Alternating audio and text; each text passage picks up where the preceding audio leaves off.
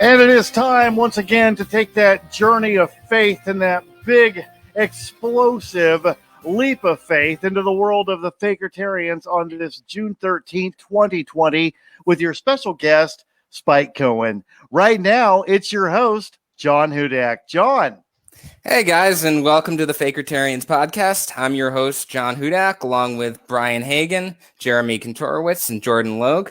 Today we have on Spike Cohen, the Vice Presidential nominee for the Libertarian Party. How you doing, Spike? I'm doing amazingly, guys. How are you doing? Good. So I think the question on everyone's mind right now is, have you begun to wear a shirt at the beach? Yes, I've started. It's been an odd transition into the general election, but I have started wearing all my clothing while showering, while it's an interesting situation with the toilet now, and also at the beach. Really, anytime I always am wearing at least. I'm at least covering it. I sometimes occasionally show my calves, and I do occasionally show like part of my, like if I have like a collared shirt on, and I do sometimes wear short sleeves so you can see that. So I try to keep it minimal. I try to show no more than like 19 or 20% of my body at any given time. That may be a bit too much, though, I think. You might want to revisit that idea of short sleeves at any time, Spike. I mean, I definitely want to be respectable, yes. We live in a society. Don't forget that. We do live in a society. Yeah, I mean, I've gotten a lot of push about wearing a tank top on every show I've gone on, so I decided to go with the suit today. But just so I'm expecting people to take me a little more seriously. I'm already taking you way more seriously. I've always thought you were a total joke and that you were the reason why Libertarians lost. And now, totally changed my mind. Now, Libertarians lose despite you. So now that you're wearing a shirt more, when do you think you'll be receiving the coveted Sam Coppinger endorsement? Any minute now, any minute. I think between me wearing a shirt and him spending more time at the autonomous zone, I'm thinking that all of that is going to lend itself towards the, oh no. What? I think it's going to lend itself. I think it's going to lend itself towards him coming home to daddy, because we all know that libertarian memes for neoliberal teens is a front group for my political ambitions. Absolutely. So speaking of your political ambitions, so as the vice presidential candidate for the Libertarian Party, how will you live up to the legacy of the great Bill Weld? The great Bill Weld. I am looking for Democrats who want to be endorsed in this cycle. I've reached out to pretty much the whole Democrat ticket to see, how many are fitting in my idea of sort of a no labels Main Street version of the Democratic Party that I think that would be very helpful for them moving forward. I think Joe Biden was an amazing pick for them. And so I think anything we can do to vouch for him. I probably need to make it clear that I'm joking, because I'm sure this will be the next Rage Post series that will be happening, that, Spike Cohen endorsed Joe Biden and said he was great. No, how will I live up to the legacy of Bill Weld? The great Bill Weld. I guess by quitting as soon as leaving the party, as soon as it's politically expedient, and then running as a Republican or something. I don't know. I'm not sure I can live up to his legacy, because I plan on running as a Libertarian and promoting the Libertarian Party and helping down ballot candidates, and then remaining in the party and continuing to agitate for the party, whether we win or lose in this cycle, and never joining the major parties to sell out for them. So you were on Tom Woods' show recently, and I thought you did a really great job. Thank you.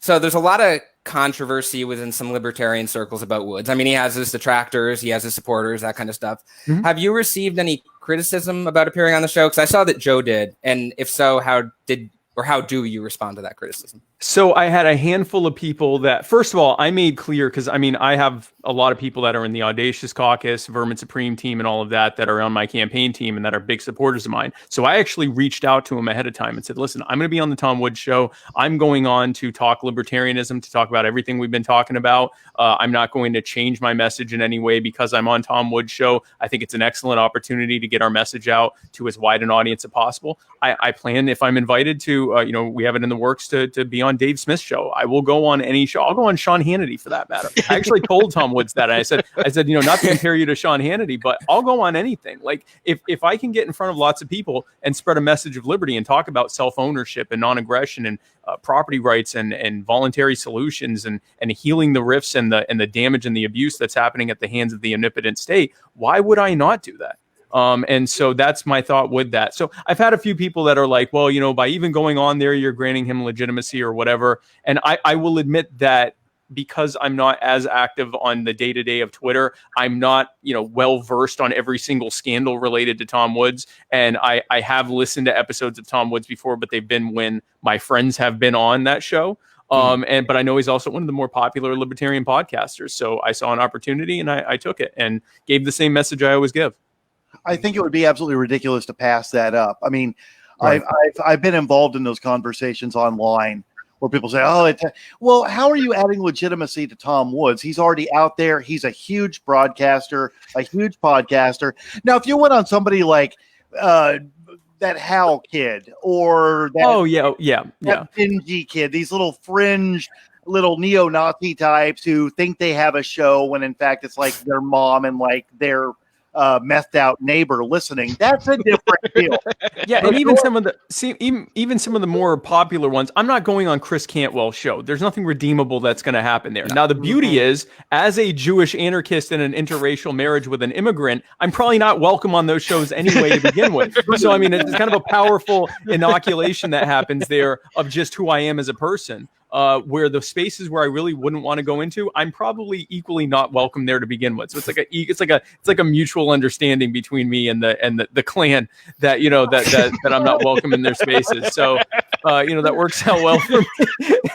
Well, would you go on the clan? I doubt they'd have me, but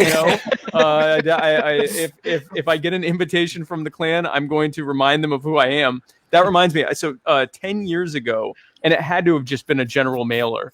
I got a mail, and my neighbors did as well, got a mailer from the National Socialist Party. And it was all about how we need to see a resurgence of fascism and all this stuff. And I was so tempted to write them back because it came with like a return envelope if I wanted to donate to the cause of fascism. And so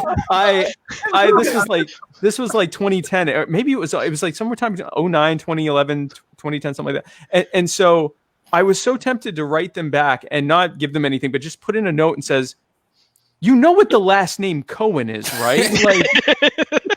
Like someone hand wrote my name on a sheet on a thing, and I'm like, "So this isn't an auto mailer. You saw Cohen and went, yep, he wants to hear the message of national socialism and protecting our white future and all of this stuff." And I'm like, I think you need to do some market research there. So no, I will go into spaces that I can effectively spread the message of liberty, and I believe Tom Woods 100% was one of those.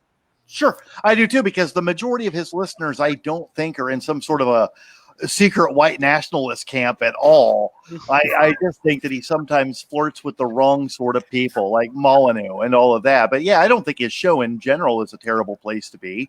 Yeah. Have you ever, and I pose this to everyone here, speaking of the Klan and Molyneux and all that, have any of you, and maybe this is why they went ahead and sent you a mailer, Spike, have any of you ever watched the official KKK videocast? Have I been on it? Are you asking if I've been on it? You've watched it. You need to watch it sometime. God, I hope not. It's everything you'd think it would be. It's like really low lit rooms with terrible cameras, bad audio, and the guy and stuff like, "Well, it's this week, and we're going to talk about how all the black folks are rioting out there." Seriously, it's like every stereotype you could take of the Klan, and they've done it to themselves on their little video stream. Oh, jeez. Well, then I'm glad they're doing that to themselves. But to be fair, if it is everything I think that it would be, that just solidifies why I haven't watched it yet. Right. So I just like to drive that home. But no, I mean, listen, if you have these absurd ideas about race, you are going to be a caricature because you kind of have to be one to think that way. So it's one thing to have what we would consider a problematic view of the riots and of the protests and have more of a, I guess, all lives matter type of mentality or something. That's one thing. Slaves. What's that? The Irish were the first slaves. Even then, you're starting to go into a thing. I actually wanted to float a reparations plan where the descendants of Irish slavery would get a free pizza at any participating Chuck E. Cheese, but only the participating one. I can't guarantee that they'll all participate, but But so, so it's one thing to have like those kinds of like more mainstreamy, not the best ideas about race type of thing. But when you've gone straight into like, black people aren't as superior as I am, like you really are a caricature. There has to be a disconnect there that is going to be visible and audible at the same time. Your presence is going to be somewhat of an assault on all of the senses in various ways. Just by you even thinking that way in the first place, you have to be the kind of person that thinks that way. So it's very rare to find a well put together professional racist, because you can't really function in society and have those kinds of hardcore like clan level views. So no, it doesn't surprise me at all that they're as terrible as I would assume they would be. It's actually kind of entertaining just because of how bad it is. But then you're giving them views. They're like, we're the most popular clan show on the I got 2 internet. viewers. This Brian Hagan guy watches us every week. Brian Hagan is sharing our content. One of our favorite. We've actually nominated him for grand whatever now. Wizard, dragon wizard, whatever.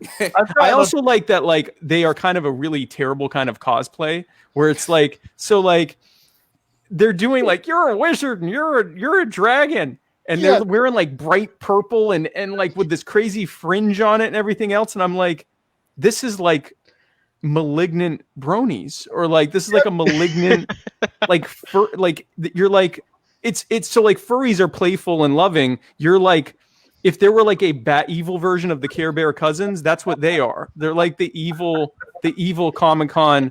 See, I want to say something. I think if I had been cut like John, I wouldn't have gotten nearly the criticism that I got. Because you know what I got a lot of? He's got man tits and he's floppy. Why is he floppy? And I'm like, they're not floppy. I'm just not in the best shape. But I mean, goodness, I'm not floppy. They don't. Like they stay still, but like, if I were cut like you, I think a lot of more people would have been like, well, let's give him a shot, like maybe this is maybe he's got, let's see where he takes this. But because I look like I do, they were like, I had this plan the whole time with the suit. No, that's perfect. No, it became the striptease that people probably wanted from me, but unfortunately I'm not built for it anymore. I'm probably going to stay as long as the shirt did, because I wasn't going to do that the whole time in my own house. Well, and I do have to wonder how many of those who have been so critical are just either A, jealous of your build, or who B, secretly really want you and who are looking at your profile every night while their wives are asleep next to them. This is what I wonder.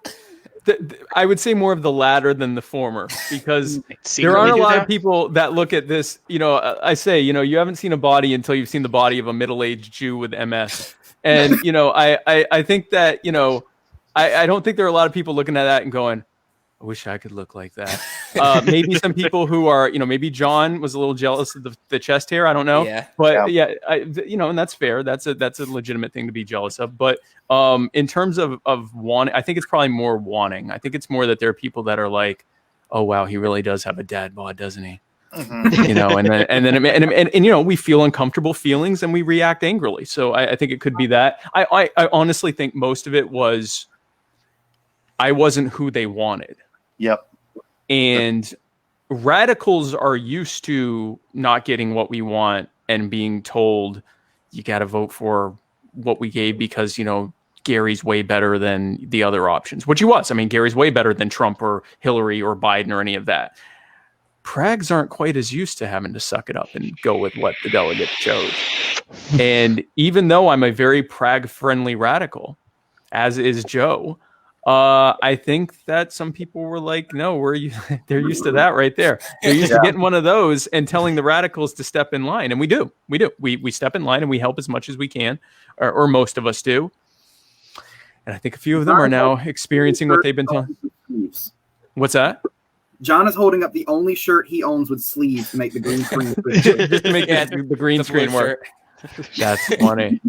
Yeah, but so I think there was some of that. I think it was some just, anti-spikeism, and I gave them a thing to laser focus their criticism towards. And what I found is that having given them that jolt, moving forward, I've gotten a lot of strange new respect from a lot of them going, wow, I didn't know he could be this serious. I've been that serious from the beginning. Mm-hmm. Yes, I can be humorous. Yes, I can come on here and have a fun time, but I've always presented a serious message. This has always had a serious purpose. Even when I was, running with Vermin Supreme, it's always been from a serious angle. And that's even one of the some of the comments I got after your show with Tom came out was, wow, I didn't know he could speak like that and have such good points, and Right. I think you definitely solidified yourself as somebody who's serious. I even wore a shirt for that. Show. It was audio only, and I was still wearing a shirt. Wow, that's some commitment to seriousness. I buttoned the first 2 buttons on the little collar. I did that. No, I was, and he'll tell you, because I actually had my video on at first. I'd forgotten to take it off, so even he could tell you I had a shirt on. Oh wow. Yeah. Well, that's serious business right there. You could tell. It could tell, and I mean, it sounded kind of constricted because I was like up here with the buttons, but no, I mean, it was. And that's the point of going on Tom Woods and Dave Smith and whoever else will have me that it isn't a Nazi, is that you get in front of people and they realize, oh wow, he really is serious. Like, because I've gotten a lot of people, well, how do you get the nomination? That might be the first clue that maybe I'm not what you think I am. Yep. Mm-hmm. Because most of those people hadn't heard of me. A lot of them hadn't heard of me a month before. Almost none of them had heard of me 6 months to a year before. Maybe that was the first hint that there's more to it than me just being silly on the Chris and Jesse show. So I endorsed you like a long time ago. Speaking of endorsements, you received an endorsement from the Libertarian Party Mises Caucus. And that I was kind of surprised by that at the time, because I know, as you know, like I've clashed with them a fair amount recently. How did you pull that off? I didn't do any kind of special favors, didn't do any kind of anything. I've had a pretty good relationship with Michael Heiss for years now. And I've been a member of the caucus and a member of the group for, since 2017, 2018. And there have been times I've been critical of some of the stuff that's happened, although I think they have over time gotten much better at how they are dealing with, frankly, a massive influx of people joining the caucus and joining the party. And I think whenever you have a massive influx like that, you have to deal with the fact that many of the people coming in are coming in because they support 1 or 2 or maybe even 3 or 4 libertarian issues, but they also may be very anti-libertarian on some other things. And I mean, we've had that with the people we've brought in from the left, and kind of, disabusing them of their statist bugaboos over time. And I do think that that's gotten better over time, how they're dealing with that. But I've had my moments of saying, well, how are we handling this? How are we handling that? But basically the way that I did it was I reached out to Michael, and, I stayed in touch with all the people with the caucus and said, hey, if you want to do an AMA, I'd be happy to have it. I'd be happy to do it. I organized Vermin's AMA with them. I said, hey, let's try to do a debate. And I'm glad, because they were the only ones that were able to get the other candidates to agree to a pre-convention debate. And because we all had to do the one right before, for the actual convention that we did the day before, but with Jim Turney. But up until that, I was the only one trying to debate. And to their credit, Mises got the others to the table, and it was on the strength of that. Well, we couldn't call it a debate; we had to call it a forum. But on the strength of that that performance at the forum, I didn't even know they were having a vote. Suddenly, I got all these texts and messages from people saying, I'm on the Mises XCOM, and from Michael himself saying, we just unanimously voted to endorse you. And I went, well, that's interesting. And then about was it an hour before or an hour after? It was a big Sunday, because either an hour before or an hour after, I heard from people in the Radical Caucus that they had just voted to endorse me. And I thought, well, this is an interesting turn of events. and so, yeah, I mean, so it was really just on the way that I've done this moving forward. You reach out to them, you talk with them, you show where your common cause is, and you show, I show why I believe I'm the best pick in this cycle for VP. And it got me here. So here we are. Nice. Yeah, I see you as a really good bridge between all the different sides of things. You're able to really take all of those different aspects and really speak to everyone on their level. And that's a gift, man. That's an absolute gift. And I see you doing that. And I think that's why you're where you are right now. Thank you. I mean, it's what I've done with my business. A lot of people, they know me as a podcaster. They don't know I started and ran and grew and owned and operated a successful business for the better part of 20 years. That's actually what my history is. I started a web design company in my teens back in 1999 and grew it into a pretty successful company. And it was after getting my MS diagnosis that I decided to focus the rest of my life on spreading the message of liberty. And so I sold it and retired from that. But it is those things that I learned in leadership and sales and communications and marketing that I've applied to my messaging with Muddy Waters Media. And it's what I've applied to this campaigning. And I guess, the proof is in the pudding. I went from, hey guys, my name's Spike Cohen. I'm running for VP, to getting the nomination in roughly a 6-month period. So, or I guess just under a 5.5-month period. So, and I plan to apply those same skills moving forward in the general election. And I think we'll have similarly successful results as a result of that. We just got a comment from Jose Luis Castaneda, who says, Jesus, I just tuned in. This looks like a circus of serious discussion. Yes. I like that. A circus of serious discussion. I think that should be a circus phrase. Yeah. The serious circus. I'm going to start using that. When people say, oh, you're trying to turn the Libertarian Party into a circus, I'll say, oh, yes, a serious circus. I like that. Yeah. I like it. I like it a lot. Seriousness, actually. Yes. Thank you. Yeah. So. Go ahead, John. No, you ask your question. Okay. I've been monopolizing the questions. Yeah, somebody had actually commented a little bit earlier. It's actually like a policy type kind of question.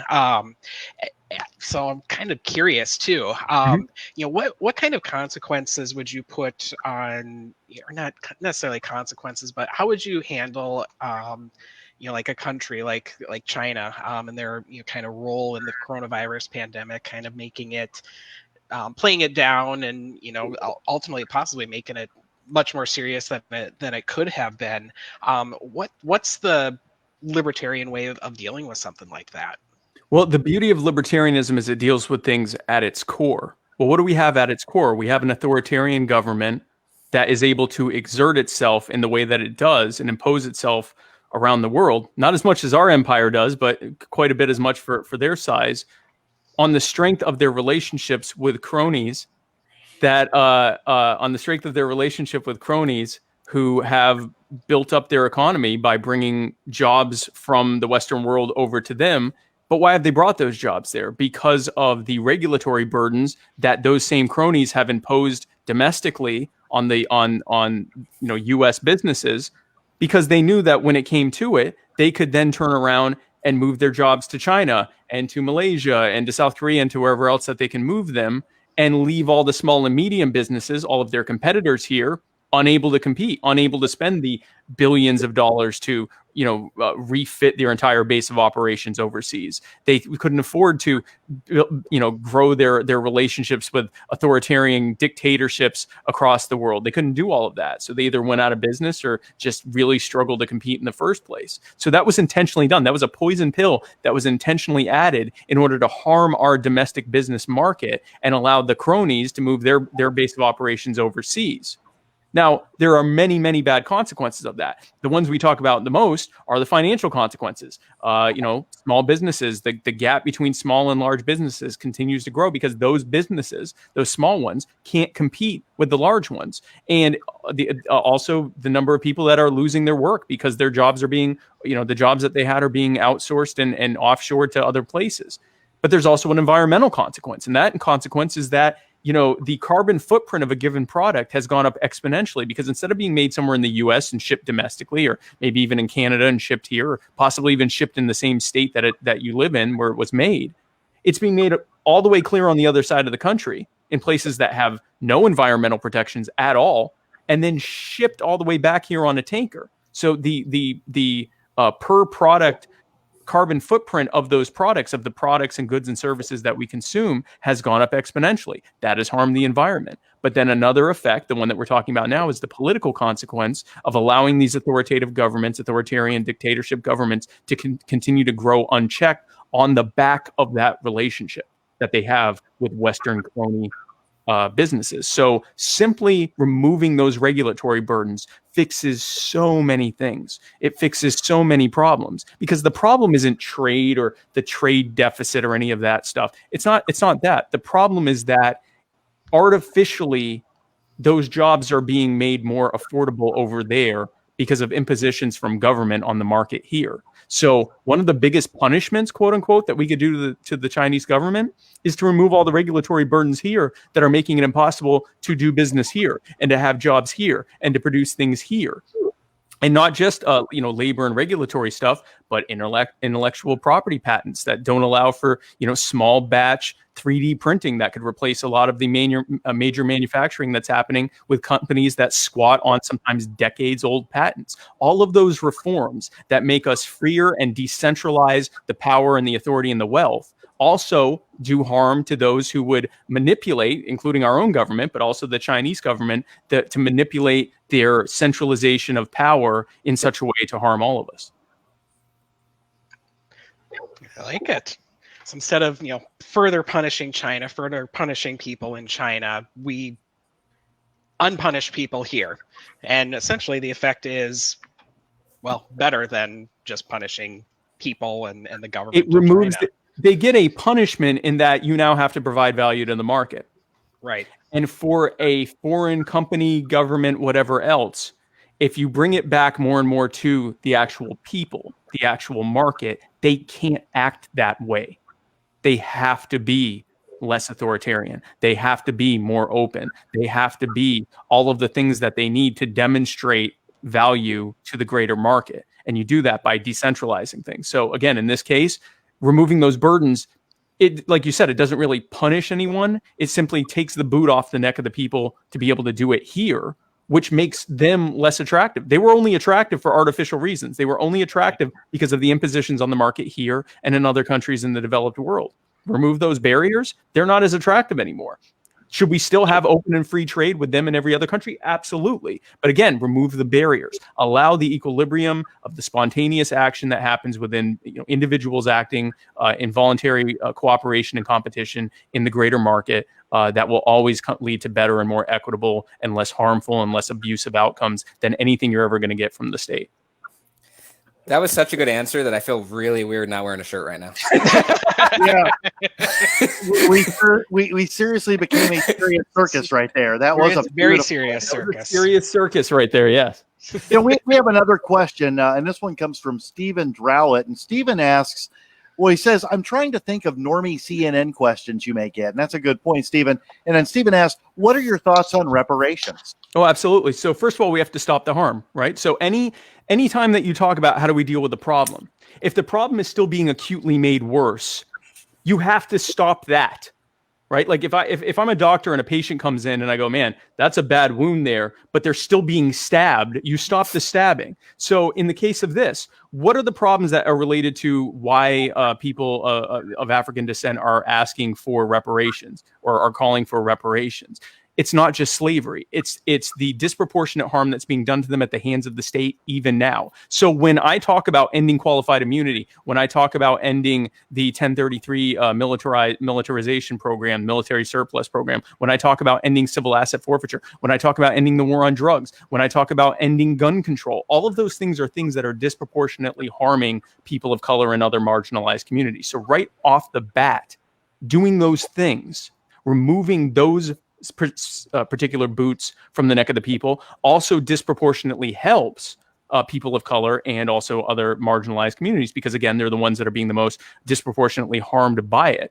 But when it comes to, so once we remove those things, once we are on a more even playing field in terms of how the state is treating people, and now we look at how do we repair the harms that have been done, I think that there is a real case to be made for the idea of this, because let's look at one of the biggest injustices, one of the ones that's not talked about nearly as much, that was done directly by government to the descendants of African slaves in the United States. And that is their refusal to allow Black people, freed slaves, to participate in the land giveaway programs that were happening during the mid to late 1800s. If you look, if the freed slaves had been able to participate in those programs the same way that Irish immigrants, Italian immigrants, natural-born people, and everything else, if they and the natives had been allowed to participate in those programs, they would have tens of trillions of dollars more wealth in their families than they have now. What were they given? They were told to get off the land that they had worked to cultivate. Or they were told you can live on this land, but now you have to work for it as, a share, and it was called sharecropping, but basically you can work for the right to buy back the land that you already rightfully own by virtue of the 200 or 300 years of labor at that point that your families had put into that land prior to you. Instead of not only letting them have that land because they already worked for it and should have been by all accounts allowed to own it, but also allowed to get other land that other people were getting into. That alone is tens of trillions of dollars. So what do we do now?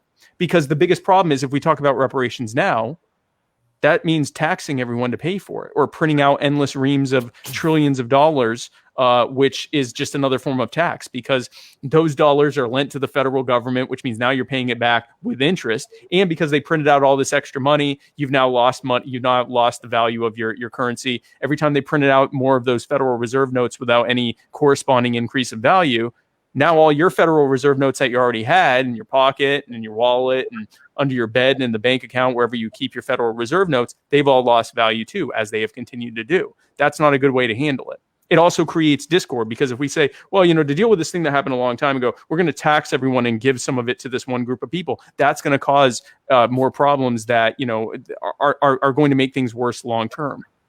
But the federal government sits on tens of trillions of dollars. And by the way, this is not an official campaign platform or anything else. I'm talking about my opinion moving forward on an idea that could deal with this, the question of reparations. If the government starts either giving away or selling away some of the assets that it claims, which is worth tens of trillions of dollars, claims to mineral rights, claims to land rights. They claim entire sections of the seafloor in the Atlantic and Pacific, which have unknown tens or even hundreds of trillions of dollars worth of resources buried below them. All of those things, if they sold those off or gave them away and gave them to the descendants of slaves, or better yet, sold it off, and then put that money into trust funds for each individual African American, that would be a way of doing reparations. And not only would it not raise taxes, it would make the government smaller. The government would reduce its size and wealth and power and control over things, and pay off a debt that it owes to something like 38 million people at the same time. And for that matter, we could do that for the natives as well, do something similar for the natives. So you could deal with the two largest injustices in U.S. history and make the government smaller at the same time. But I think at the very least right now, we need to be stopping the harm so that there's not even more damage that we're having to answer for down the road. Well, I think you passed the CNN test, so that was, again, great answer. I want the MSNBC test. As the vice presidential candidate for the Libertarian Party, at what point during the election cycle are you supposed to go on MSNBC and vouch for Hillary Clinton? I think I was already supposed to do that, right? When did he do that? Well, I have to look that up now. When did Bill Wells? I think it was like a week before the election or something like that. Oh, was it that? I really think it was. Oh, no, you're right. It was November 2nd. Oh, man. Yeah. What a scum move. I thought he did it early. No, I thought he was like, he got the nomination. He's like, ha, suckers. And then he went and vouched for Hillary. No. He right did before. It like 2 days before. Yeah, it was during early voting. He did that the day, I believe he did that like the day after I voted. Oh, and you thought, crap, now I have to change my vote. Well, I don't live in a swing state. Oh, okay. Yeah, well, I don't live in a swing state, so he said that it didn't matter whether or not I voted for him, which is that kind of transitions us into like some of the questions that we had prepared. Actually, I plan to make every state a swing state for us, because I plan to get us on that debate stage, and with Joe Jorgensen between Donald Trump and Joe Biden. Anyone who's seen Joe Jorgensen talk for even 5 minutes will know how that turns out. You have a self-made, self-accomplished, brilliant senior lecturer who tells people how things need to be fixed for a living, in between two bumbling men who can barely form a coherent sentence between the two of them at this point, and who are enmeshed and elbow deep in being responsible for everything that's happening right now. And they also happen to have all sorts of credible abuse accusations and rape accusations against them. And they both have a history. Donald Trump has a history of, bragging about his exploits with women and just the way he mistreats women. And I mean, we've all seen Joe Biden sniffing children and making them feel uncomfortable. And you contrast her with them. And then you have me debating Mike electrocute the gays Pence and whoever has the misfortune of thinking that it's a good idea to be Joe Biden's running mate. I think that all bets are off at that point. I think we have a real shot of winning at that point. So no, I absolutely intend to make all 50 states into swing states.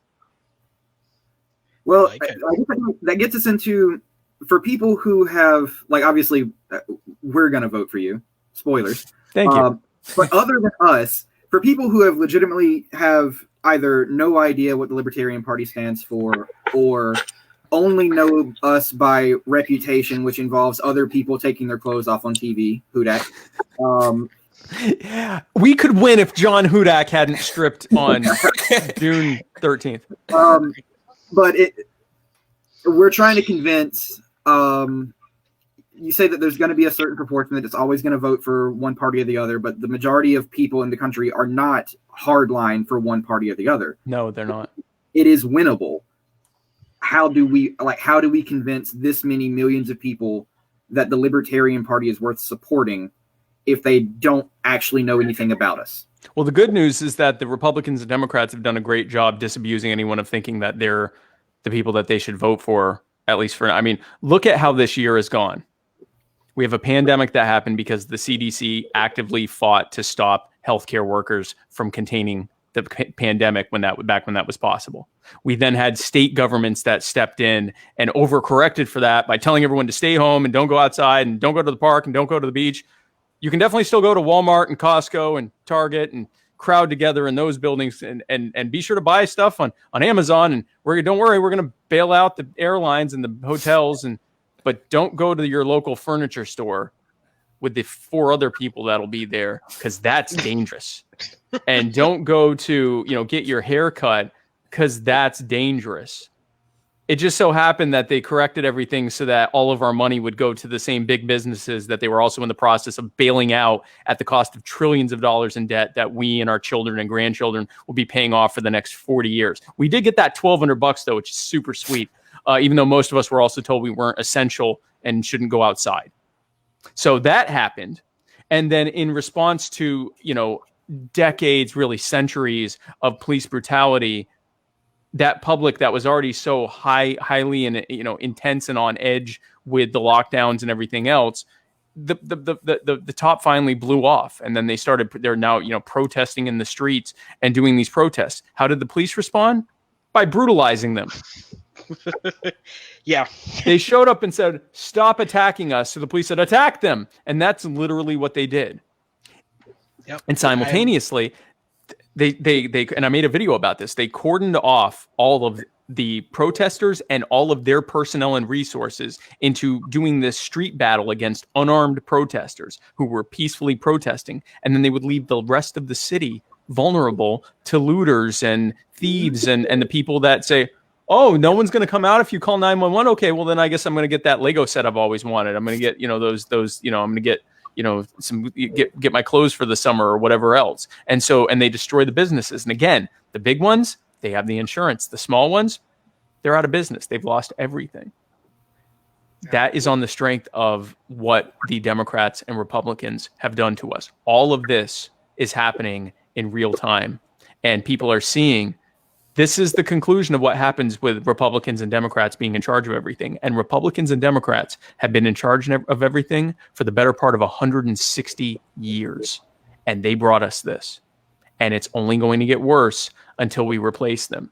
So when people say, "Well, how do I know I'm not throwing my vote away voting third party?" I say, you're throwing your vote away continuing to vote for the people who created this mess. And they're helping prove my point every single day. So I think that coupled with the fact that these lockdowns create an incredible opportunity for us to be on an equal playing field by virtue of the fact that we're all just people sitting in front of our webcams right now. The difference being they're in front of their webcams with their terrible ideas, having to explain why you should trust them for another 4 years when they're the ones who did all this. And we're the ones saying that they did all this, and we have great common sense, intuitive solutions that will fix or at least greatly ameliorate these problems. I think this is the year of the libertarians, and I truly believe that.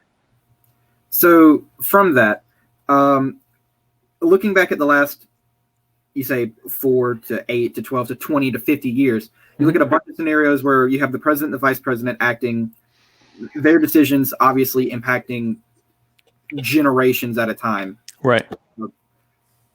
So putting yourself into certain situations, and with you and Joe, what can you say, taking any given example from the past 10, 15 years, what would you say that you would have done differently than Trump and Pence would have done for, let's say, the conflict in Syria or the viral outbreak this year or anything else? What would be the solution to these problems as opposed to what they did? The short answer is we wouldn't have done any of this stuff. But specific examples with what we were talking about with the CDC. Here's a real primer, and Jordan can vouch for me because he's been following this even more closely and knows the big words that I don't know. Essentially, the CDC blocked medical professionals, from being able to test for COVID-19 for the first 6 to 8 weeks that it was here.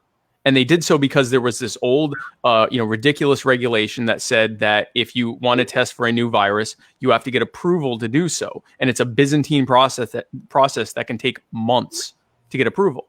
And so, thankfully, there were some doctors who engaged in some civil disobedience. Apparently, these test kits Jordan can tell you, these test kits are relatively easy to make if you know how to make them. And when they had people coming in saying, "Hey, doc, I just got back from Wuhan, China, and I'm not feeling that hot," they went and tested them. And some of those came back. And so they went to the CDC and said, "Hey, listen, it's here and we need to do something." The CDC's initial response was, "Okay, destroy all those test results, tell no one, don't even tell the people that tested positive, and don't treat them." Thankfully, they again put their Hippocratic oath above whatever the that particular magic parchment said to do. And in another even braver act of civil disobedience, they released it to the public.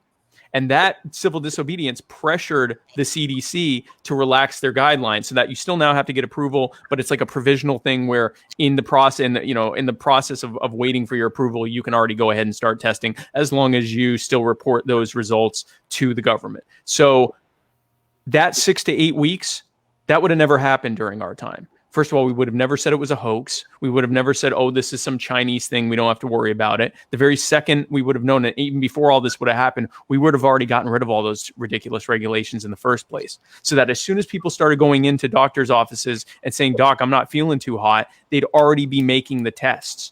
And we already would have this under control, and we already would have it contained. Would it still be here? Yes, it would, because this is a disease that spreads asymptomatically, and it's simply impossible to stop it. But would we have had to have these lockdowns? No. Would the number of people dying been nearly as high? No. Would individual states maybe still said, "Hey, let's not fill stadiums right now"? Possibly, or they would have just reduced the capacity, and we would have left that up to the states to decide. But at the end of the day, it would be much better. The question of Syria, we would have gotten out of it, because the neocon lie that if we just stay in a little bit longer, then everything will turn out fine. If we get out right now, it's going to be a huge mess. And by the way, that's true. If and whenever we do get out, it's going to be a mess. It's not going to be the mess we're told where everything's going to fall apart. There will be problems, but those problems are going to happen whether we're there or not. And they're only going to get worse if we stay there. When we leave, then in the process of things being bad initially, it will eventually get better, and the healing can begin, because you don't have a major power stepping in and imposing itself on the population there. You don't have children growing up to fear sunny days, because those are the days when the drones and the bombers can best target people. Can you imagine that? Can you imagine your children being scared that it's not overcast? That's the world that they have lived in for 3 generations now. And you wonder why they hate us. Any of us here, we didn't do anything to them. Our government did. And what they see is the Americans are doing this to us. And our governments are either in on it or powerless to stop them. And so this is the blowback. They go and join whatever organization says that they're fighting back. And yes, those organizations are very unsavory groups that were formed often by the CIA. But they join these groups because they're the only group that says they're fighting back. Now, why did the CIA help to arm these groups? Why do our intelligence and State Department actually arm groups that hate us? Because that's the boogeyman they use to keep us involved forever. All of that has to stop. We would stop all of that. We would stop contributing to the continued destabilization of entire sections of the planet, and we would instead trade with them and have good relationships with them and build dialogue with them so that their children grow up to love us and to want to structure their society in a similar way that we have ours and influence them that way, because this isn't working. I was a neocon for years. The neocon lie has brought us where we are, and it will only make it worse.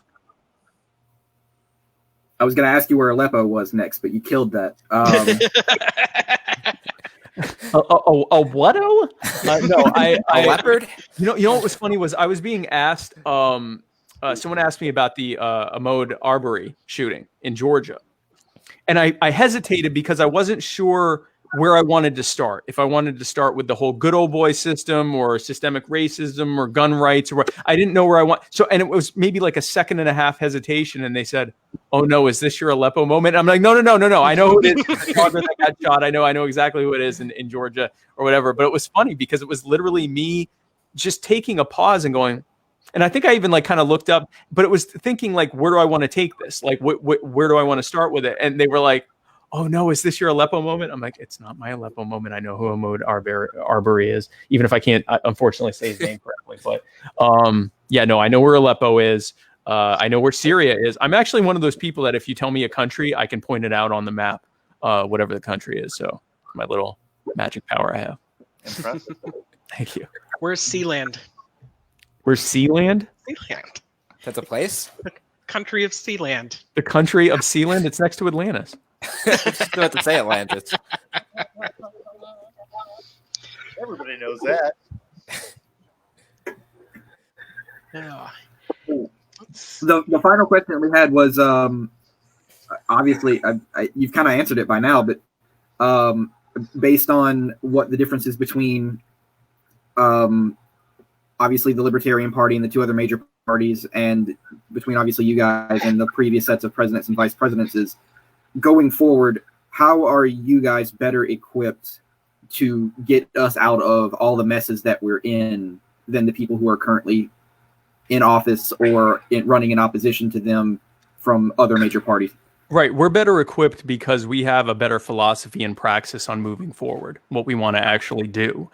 Joe Jorgensen and I seek a world in which the people are set free from what we call in the Libertarian Party, the cult of the omnipotent state, the idea that government is this beneficial thing and that all good ideas and all good things must come from it. We recognize as libertarians who believe that you own yourself, your life, your body, your labor, and the product of your labor, your property, we recognize that aggression against anyone, taking from anything that they inherently own, is not only wrong from a moral standpoint, because you shouldn't harm people, you shouldn't take their things, you shouldn't try to order them around and tell them what to do, but it also doesn't work. If I could take from the four of you whenever I see fit, instead of actually having to provide value in exchange for things that I need, if I could just take from you whenever I see fit, I'm not going to be a good steward of that, because I can just take whenever I want. I can just take more from you whenever I want. And you're not going to be as good of a steward of what you have, because you know I can come and take it from you whenever I want. And what are the bad ideas that come from Republicans and Democrats as a result of their bad government solutions, but a situation in which they have presumed the authority to take from all of us whenever they see fit? It doesn't work. And so Joe Jorgensen and I propose to completely upend everything, end the wars, end the war on drugs, end the police brutality, end systemic racism at the federal level, use the Department of Justice as an actual department for justice and use it to go after abusive police officers and law enforcement agencies with a long history, police departments of a long history of abuse and of discrimination. Go after use government as a tool to go after bad actors, and then the rest of the time not use it to go after anyone, and let people be able to be free to find connections with each other and fix the problems that they face and move forward in life. Imagine a world in which the wars have ended, the troops are home, the suicides have ended, the PTSD has ended, the traumatic brain injury has ended, not to mention the countless amount of suffering that's happening around the world has ended. We're no longer spending trillions to spread this empire that helps us in no way and causes uncountable harm to us, so that the healing can begin. Imagine a world in which the camps on the border have been closed and the people have been set free, and people can now come and go as they please, as the founders saw fit, without any limit or regulation. And America is reopened to trade and migration as we as individual people see fit. Imagine a world in which our education decisions are taken out of the hands of cronies and politicians and bureaucrats and put back in the hands of teachers and parents for their children. Imagine a world in which your healthcare decisions are taken away from those same bureaucrats and cronies and politicians and put back between you and your doctor, so that your healthcare can be more affordable and more accessible. Imagine a world in which you are happier and safer and freer and healthier, and in which your children are going to live in a better future than we could have ever previously imagined. That is the world that Joe Jorgensen and I seek to create. And with your help and support and your vote in November, that's exactly what we will do. And so I invite you to go to JOJ2020. That's JoJ2020.com.